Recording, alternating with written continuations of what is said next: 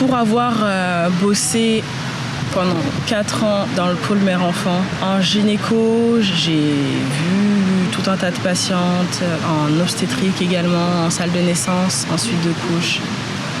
Tout ce que j'ai appris là-bas, je l'ai appris grâce aux sages-femmes, aux internes, gynécologues, aux obstétriciens, aux auxiliaires de puériculture. Même elles qui ont 1 an de formation. Quand moi j'en ai eu 3, j'ai appris tout ça de ceux qui étaient sur le terrain et j'ai appris tout ça avec les patientes. Tous les mercredis, il y a une psychologue qui vient dans l'hôpital tous les mercredis, n'importe quoi. Tous les premiers mercredis du mois, pardon, je corrige. Une psychologue vient à l'hôpital pour parler des choses que vous pouvez voir, dont vous avez envie de parler. Et par ça, on entend les patientes qui accouchent de mort-né, des morts fétales in utero, des patientes qui ont des fausses couches à répétition. J'ai vu cette psychologue une fois en 4 ans parce qu'elle était restée tard pour voir une patiente qui était à un examen. Et on a parlé pendant 20 minutes. C'était hyper agréable, vraiment. Et quand j'en ai parlé à mes collègues, elles étaient choquées que j'ai vu la psychologue. Qu'est-ce qu'elle faisait là à 21h? Donc mes collègues qui étaient là avant moi n'avaient pas vu de psychologue du tout. Et là je me dis, il y a quand même un souci quoi. On est auprès de patients qui vivent pas toujours des choses faciles du tout. Je pense que j'avais aussi choisi la maternité pour ça, en me disant le contact avec la mort et la maladie, j'ai énormément de mal.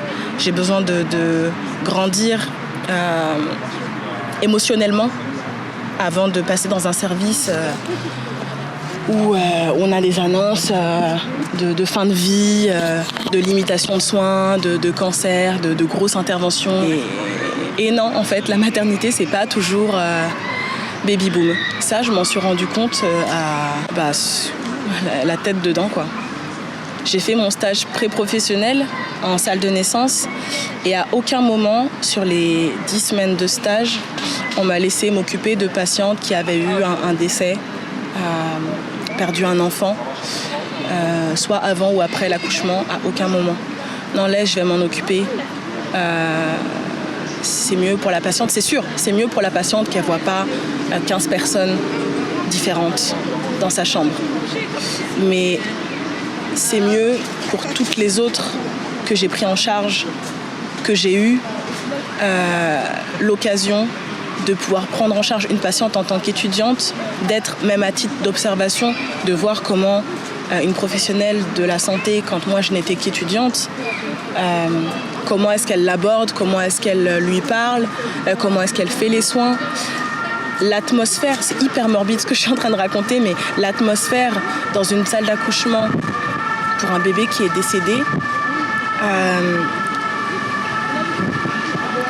c'est tellement anormal. On n'est pas préparé à ça. On n'est pas préparé à la baffe que ça va nous faire de voir un petit bout de chou de 52 cm et 3 kilos sortir drapé pour pas que les parents le voient avant d'être sûr qu'il soit présentable, de l'habiller, de faire des photos, de faire son bracelet et de le présenter aux parents ensuite s'ils le désirent. C'est vachement violent. Et moi, j'ai commencé à bosser, j'avais 25 ans. Mes collègues, elles ont commencé l'école, elles sortaient du bac. Elles ont fait leur premier stage, leur première toilette mortuaire à 19, 20 ans. Je ne suis pas en train d'attacher plus d'importance à la mort d'un enfant que la mort d'une personne adulte, mais c'est quand même pas dans l'ordre des choses. C'est absolument...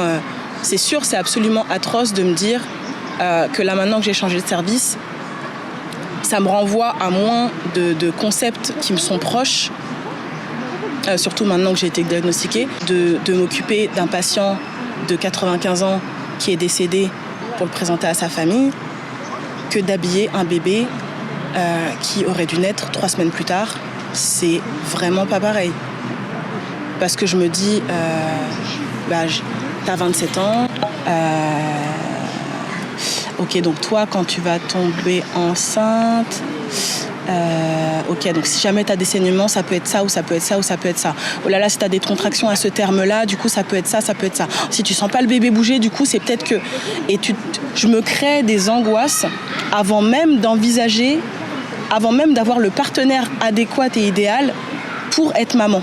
Donc forcément, quand on m'a proposé cette idée de PMA, non, enfin, ça tombait sous le sens. Moi, j'ai tellement, je pense, été traumatisée, c'est le mot, hein, par les décès que j'ai pu voir en salle d'accouchement. J'ai tellement été admirative du courage de ces mamans qui perdaient leur bébé que de me dire, ok, moi je vais passer par là, de faire une FIV, ça marche pas. Une deuxième, ça marche pas. Une troisième, fausse couche. Une quatrième, non, il est décédé. Vraiment, je pense que je me sens pas le courage de le faire.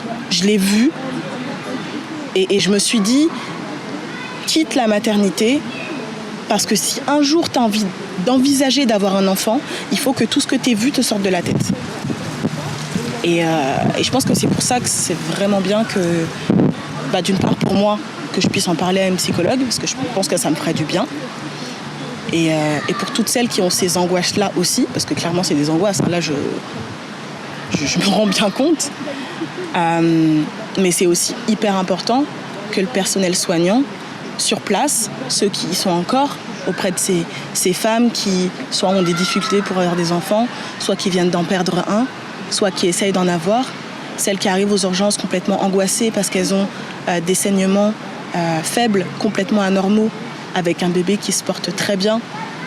Oui, si elles arrivent complètement angoissées et que nous, on n'est pas en mesure de les accueillir parce qu'à 4h du matin, oui, c'est casse-pied qu'une patiente arrive alors qu'on a déjà 8 heures de garde dans les pattes, c'est pas normal qu'on puisse pas se dire qu'il y ait des cellules psychologiques où on puisse, oui, ce type de patiente-là, elle va être amenée à revenir et on ne peut que le comprendre quand elle a déjà 3 fausses couches et 3 fausses couches et 2 FIV dans les pattes, oui, forcément qu'elle est complètement angoissée.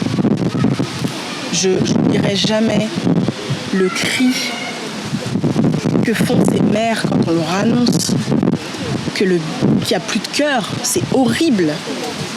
Ça, je le sens encore, là, c'est horrible. Mais on n'est pas formé pour.